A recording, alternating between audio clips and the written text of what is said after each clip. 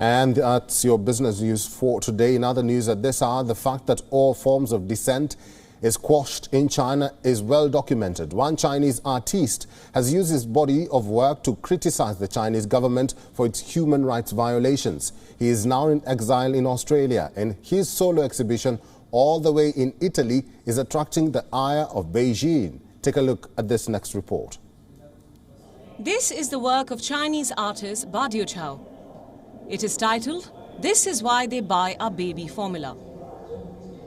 It forces visitors to remember and reflect on the tainted milk scandal of 2008 in China, wherein a chemical compound called melamine made its way into baby formula.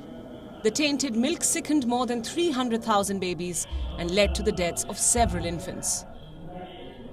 The artist's work is critical of the Chinese government, to say the least. And now his first solo exhibition in Italy has angered Beijing.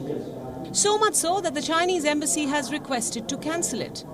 Badiu Chao, an artist in exile, now lives in Australia and continues to attract attention to China's poor record in human rights, through his provocative art, of course. This artwork is a collection for all the masks that I used from day one to the last moment, that when my identity is actually compromised and the Chinese government starting to threaten me directly. So that work is really personal, but also I think that work is important because it recorded the history of the beginning of my art career, but also shows the difficulty for any ordinary Chinese people or artists who try to speak up. They have to be very careful. They have to hide themselves. For several years, the artist remained anonymous. He feared for his life and that of his family. The city of Brescia in Italy is putting up a brave front in the face of Chinese pressure. The Chinese embassy has reminded the city's mayor of the importance of Italy-China ties. But the city is not bowing down. The exhibition's relevance resonates at a global level, with China's aggressive stance with its neighbors making headlines. Images of China's leader Xi Jinping are scattered across the wall. One shows him feeding a virus.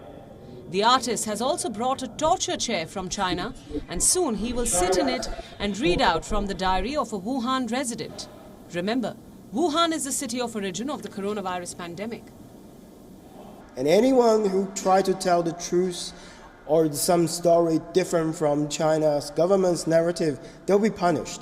So I made a public call on Twitter to the residents in Wuhan and say, I'd like to share the burden and risk with you. If you trust me, you can send your information to me privately. Then I will use my own social media platform to broadcast your story to the world. So the diary is from one of the Wuhan residents that responds to my call, and that person constantly sending me an article every day in form of diary, so that we have today 100 days of record. At a time when the Chinese Communist Party has passed a crucial resolution, all but cementing Xi's name in Chinese history, exhibitions like these become all the more relevant. While the artist is being referred to as the Chinese Banksy, he shrugs off the comparison for a very important reason. If Banksy's identity got revealed, he is not or she is not going to be hunted by the UK National Security Police, which in my case is totally different.